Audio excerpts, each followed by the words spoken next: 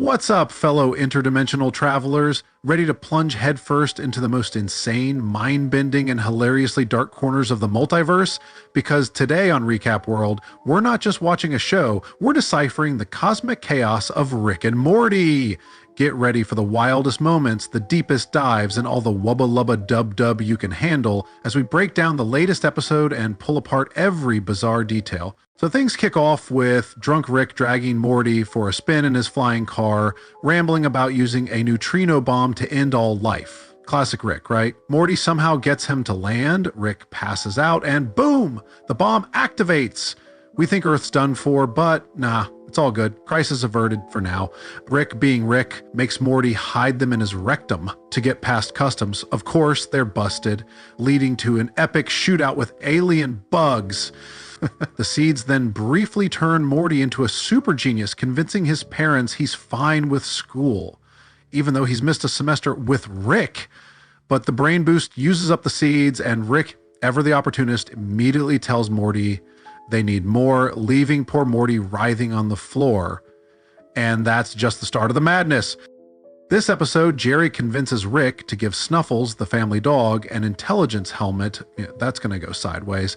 Meanwhile, Rick and Morty go full Inception, diving into Morty's math teacher's dream for an A, quickly getting stuck in a nightmarish loop. They befriend Scary Terry, a legally safe Freddy Krueger, after helping him against his bully, turning him into an unlikely ally.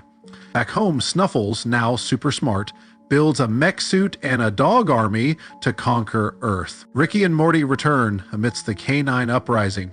To stop him, they enter Snuffles' dream, where Rick accidentally puts Morty into a coma. This shocking moment makes Snuffles rethink everything, leading him to take his army to another planet instead. Whew!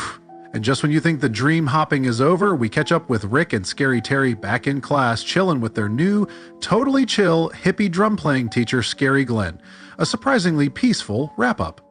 So it's Christmas, and Rick's idea of a perfect gift for Morty, sending him inside a homeless man to Anatomy Park, a terrifying Jurassic Park parody where deadly diseases escape. Morty and Annie barely escape as Rick saves them by enlarging and exploding the man to USA size. Merry Christmas, I guess. Meanwhile, Jerry's parents visit and the family tries to bond sans electronics. Good luck. But Jerry gets a shock. His parents reveal their polyamory. Yep, Christmas just got super awkward. And if you thought that was wild, stick around. Rick contacts Annie, ranting about his Pirates of the Pancreas ride, and revealing Summer's boyfriend Ethan is the unsuspecting new Anatomy Park host. Poor Ethan has no idea what's living inside him. Rick and Jerry get snatched by aliens trying to steal Rick's concentrated dark matter recipe. They're held captive in a virtual reality simulation, which Rick quickly realizes has multiple layers. Talk about a mind trip. Meanwhile, Jerry, oblivious to glitches, just keeps trying to pitch his terrible Apple slogan, painful to watch. Rick, being the genius, outsmarts them with a fake recipe. The aliens fall for it, send them off, and their ship explodes, preparing the bogus concoction. You love to see it, and you know Rick and Morty always delivers in its final moments. Back in the real world, Jerry's new Apple slogan gets him fired on the spot. Ouch! But the real kicker comes later. A super drunk Rick stumbles into Morty's room, gets sentimental, then terrifyingly pulls a knife, demanding to know if Morty's a simulation. After a heart-stopping moment, Rick apologizes and passes out. Yikes! Morty finally hits his limit with Rick's dangerous adventures, so he takes the lead on a Jack and the Beanstalk style quest. He tries to steal treasure for villagers, but the giant accidentally dies, leading to Rick and Morty facing murder charges. Don't worry, they're acquitted. On their way back, they stop at a fairy tale pub where King Jellybean tries to assault Morty. Morty escapes. Rick wins money playing poker for the villagers, and as they leave the dimension, Rick, having figured out what happened, kills King Jellybean. You do not mess with Morty. Back home, Beth, Summer, and Jerry discover Rick's Meeseeks box. These blue creatures fulfill one request, then vanish. Jerry summons one to improve his golf, but his terrible game leads to more and more frustrated Meeseeks who decide to kill him. Given one last chance, Jerry finally proves he improved and the Meeseeks disappear.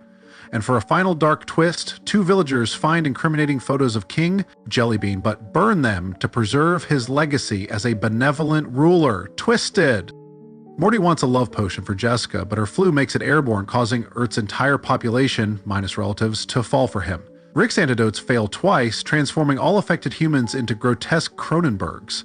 Meanwhile, Jerry, worried about Beth's fidelity, finds her and Summer amidst the chaos. With Earth a wasteland, Rick and Morty migrate to another dimension. The twist, their duplicates there died after successfully curing their Earth, so our Rick and Morty simply take their place. Dark, right? And just when you think it's over, things get even wilder. In the original, now Croninberg dimension, Jerry, Beth, and Summer are surprisingly happy alone. But then, two Croninberg versions of Rick and Morty arrive from their original Croninberg world, where they were accidentally turned normal, a mind-bending full-circle moment. Rick buys Morty a sex robot, which conceives Morty Jr. awkward. Rick and Summer head to Gazropazorp to find better parents, discovering dominant females and violent, fast-matching males.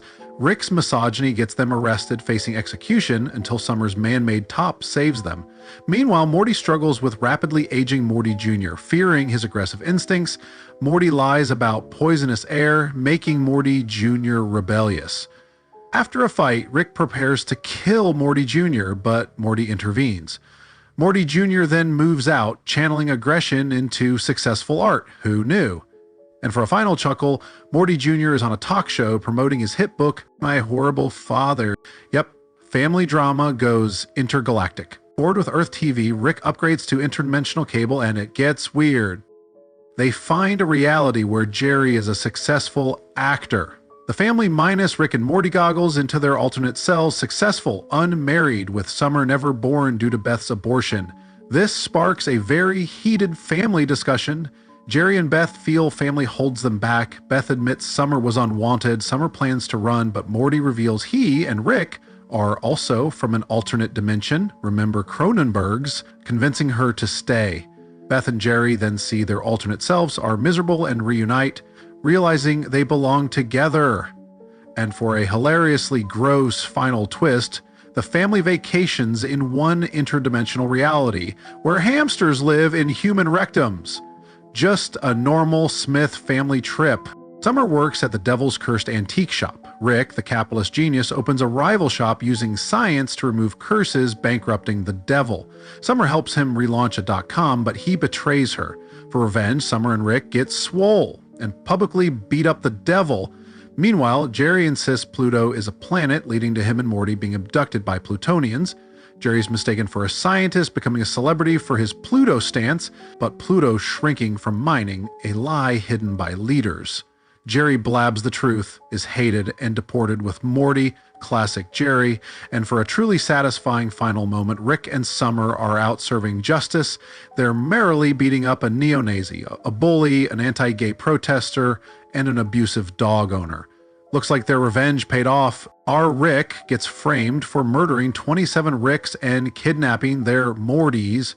The Transdimensional Council of Ricks arrests and convicts him on fabricated evidence. Rick and Morty make a chaotic escape chased by duplicates. The Smith house fills with Ricks, and Jerry befriends Doofus Rick. The real culprits: sinister, evil Rick and his evil Morty, using Morty's low brainwaves to hide.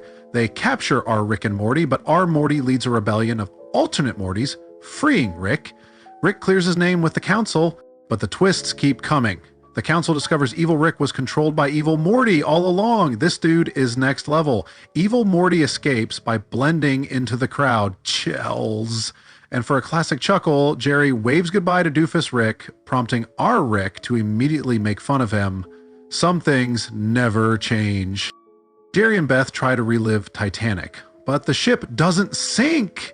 Jerry finds himself terrorized by Lucy, a deranged fan, who forces him into a reenactment at gunpoint until Beth saves him. Meanwhile, Rick is in charge of Morty and Summer, which means chaos. They throw a massive party with aliens, alternate Ricks, and even Abradolf Linkler. The house gets trashed and accidentally sent to another dimension. Don't worry, Linkler survives.